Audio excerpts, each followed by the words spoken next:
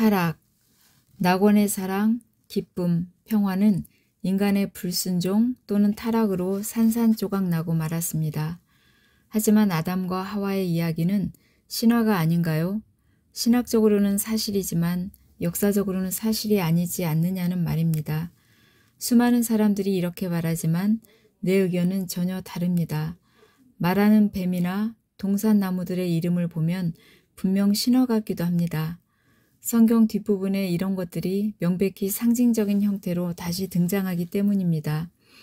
생명나무는 요한계시록 2장 7절, 22장 2절, 14절을 참고하고 옛 뱀, 곧 마귀는 요한계시록 12장 9절, 20장 2절을 봅시다. 한편 사도 바울은 아담이 실제 인물이라고 확실히 주장하면서 아담과 그리스도를 나란히 대비시킵니다. 그는 아담 한 사람의 불순종으로 세상에 죄와 죽음이 들어왔지만 예수 그리스도 한 사람의 순종으로 구원과 생명의 길이 열렸다고 주장합니다.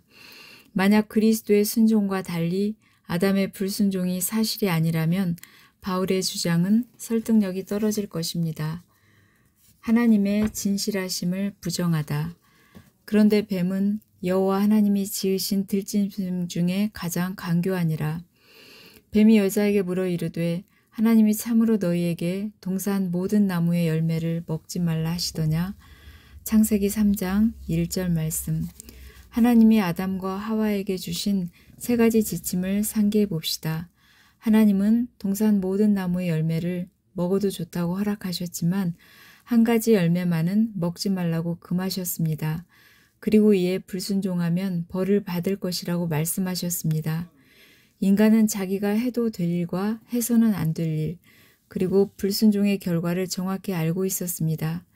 이제 하나님의 피조물 가운데 가장 간교한 사탄이 이 세 가지 지침을 시험거리로 어떻게 유혹하는지 살펴볼 차례입니다. 간사한 마귀의 전략은 오늘날도 변함이 없습니다. 오늘 우리는 마귀가 하나님의 진실하심을 부정하는 장면을 살펴볼 것입니다. 하나님은 내가 먹는 날에는 반드시 죽으리라 라고 말씀하셨지만 마귀는 너희가 결코 죽지 아니하리라 라고 말했습니다. 하와는 모순되는 말을 들었습니다. 둘 다 옳을 수는 없습니다.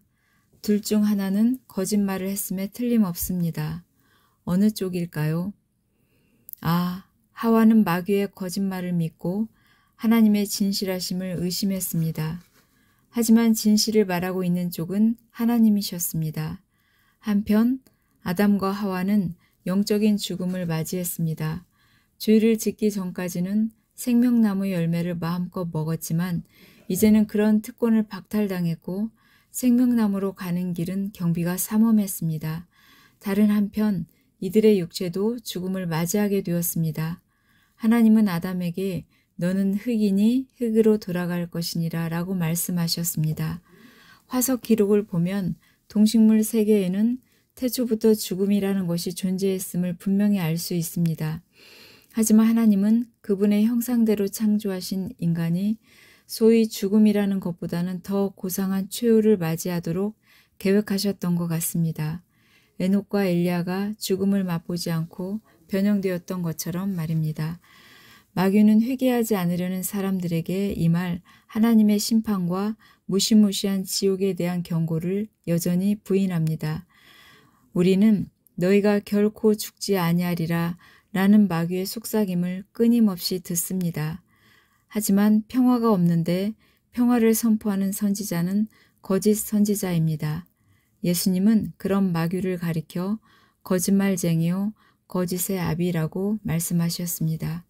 오늘은 요한복음 8장 42절부터 44절을 읽고 묵상하시기 바랍니다.